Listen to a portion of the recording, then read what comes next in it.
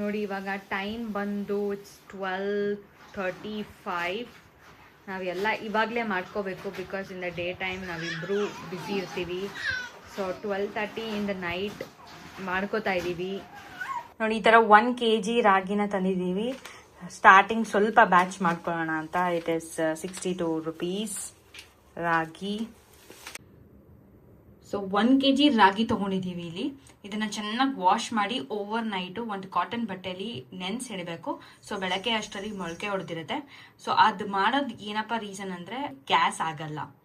So ಅದಕ್ಕೋಸ್ಕರ ಆ ಥರ ಮಾಡೋದು. ಸೊ ಇಲ್ಲಿ ನೀವು ನೋಡ್ತಾ ಇರ್ಬೋದು, ಇವಾಗ ಚೆನ್ನಾಗಿ ವಾಷಿಂಗ್ ಮಾಡ್ತೀವಿ. 2 to 3 times ಮಾಡೋದ್ರಿಂದ ತುಂಬ ಒಳ್ಳೆಯದು. ಪ್ಲೀಸ್ ಗೋ ಅಹೆಡ್, ವಾಶ್ ಮಾಡಿ. ತನಾವು ನೀನು ಬಿಡಪ್ಪ. ಇಲ್ಲಿ ತಮ್ಮಂಗೋಸ್ಕರ ತನಾವು ರಾಗಿನ ವಾಶ್ ಮಾಡ್ತಾ ಇದ್ದಾನೆ, ಜೊತೆಗೆ ಅವ್ರ ಅಪ್ಪನೂ ವಾಶ್ ಮಾಡ್ತಾ ಇದ್ದಾರೆ. ಚೆನ್ನಾಗಿ ವಾಶ್ ಮಾಡಿ. ಕೈ ಸಾಕು ಬಿಡ.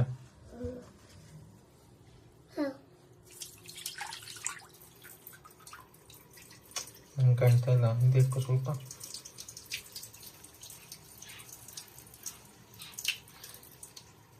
ಈ ಥರ 2 to 3 times ವಾಶ್ ಮಾಡೋದ್ರಿಂದ ಅದರಲ್ಲಿ ಕಸ ಜೊಳ್ಳು ಪಳ್ಳು ಇರೋದೆಲ್ಲ ಏನಾಗುತ್ತೆ ಅಂದರೆ ಮೇಲೆ ತೇಲುತ್ತೆ.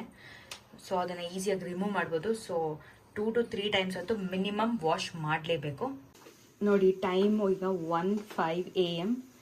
ಬಟ್ ಇಲ್ಲಿ ನವೀನ ಇನ್ನೂ ವಾಶ್ ಮಾಡ್ತಾನೇ ಇದ್ದಾನೆ. ಎಷ್ಟು ಸತಿ ವಾಶ್ ಮಾಡಿದ್ಯಾ Naveena? Many times. Many on an average ಎಷ್ಟು ಸತಿ? 5 to 6 times.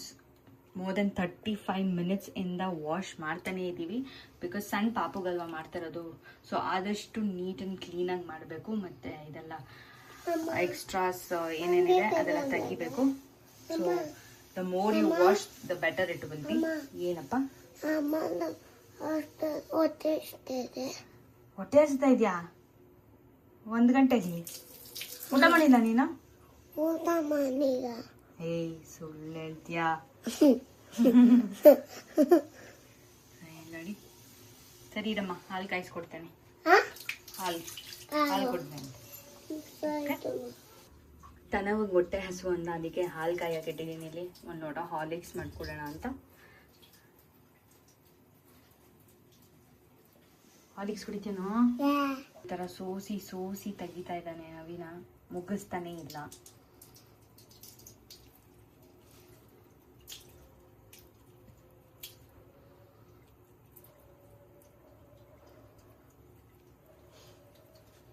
ಮುಗಿಸ್ತೀಯ ಇಲ್ವೋ ಇವತ್ತು?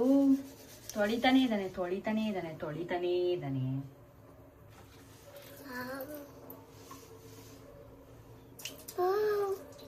ಸುಮ್ಮನಿರಪ್ಪ.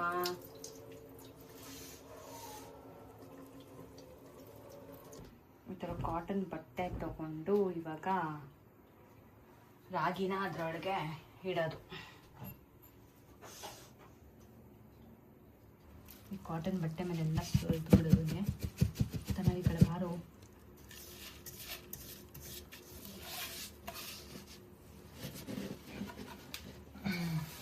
ಬೆಟರ್ ಲೈಟಿಂಗ್ ಚೆನ್ನಾಗಿ ಬರ್ತದೆ ಇವಾಗ.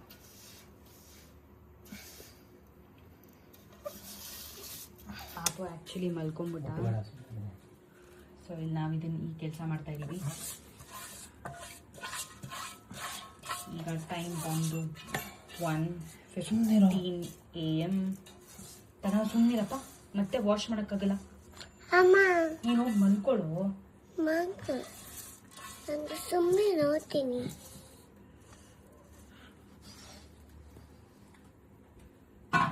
ತನ ಪ್ಲೀಸ್ ಮುಟ್ಬೇಡ ತನ. ಇದನ್ನ ಚೆನ್ನಾಗಿ ಇವಾಗ ಟೈಟಾಗಿ ಜಸ್ಟ್ ಕಟ್ಟಿ ಇಟ್ಟುಬಿಡಬೇಕು ಅಷ್ಟೇ ಓವರ್ ನೈಟು. ಇದೇನಾಗಿದೆ ಅಂತ ಬೆಳಗ್ಗೆ ತೋರಿಸ್ತೀನಿ.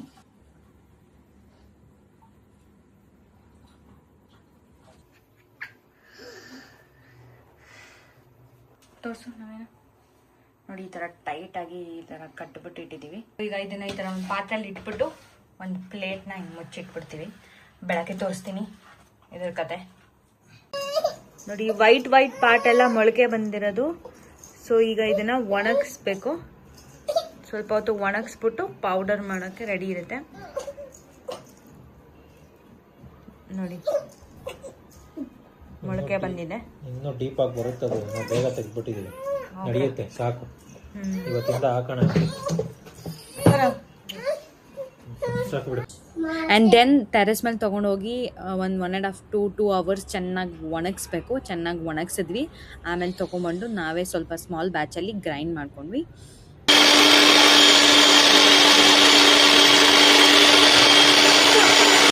ಆಮೇಲೆ ಈ ಥರ ಕೆಳಗೆ ತಟ್ಟೆ ಇದೆ, ಮೇಲೆ ಬಟ್ಟೆ ಹಾಕ್ಬಿಟ್ಟು ತಿರ್ಗಾ ಸೋಸ್ಕೊತಾ ಇದ್ದೀವಿ.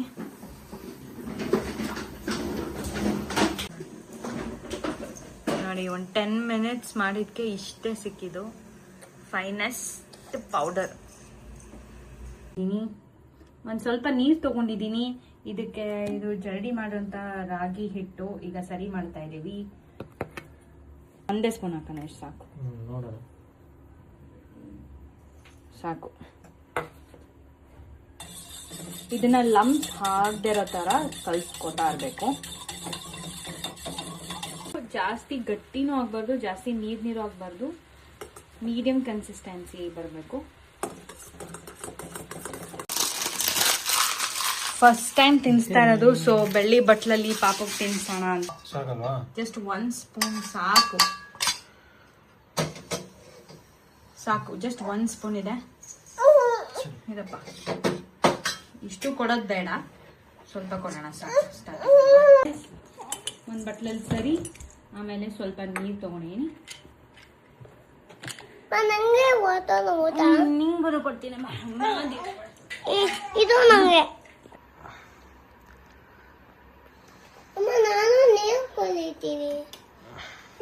ಸೊ ಹೀಗಿತ್ತು ನಮ್ಮ ವ್ಲಾಗ್. ಇಷ್ಟ ಆದರೆ ಪ್ಲೀಸ್ ಸಬ್ಸ್ಕ್ರೈಬ್ ಮಾಡಿ, ಬೆಲ್ ಐಕನ್ನ ಕ್ಲಿಕ್ ಮಾಡಿ, ಲೈಕ್ ಮಾಡಿ, ಕಮೆಂಟ್ ಮಾಡಿ, ಶೇರ್ ಮಾಡಿ. Thank you so much for watching.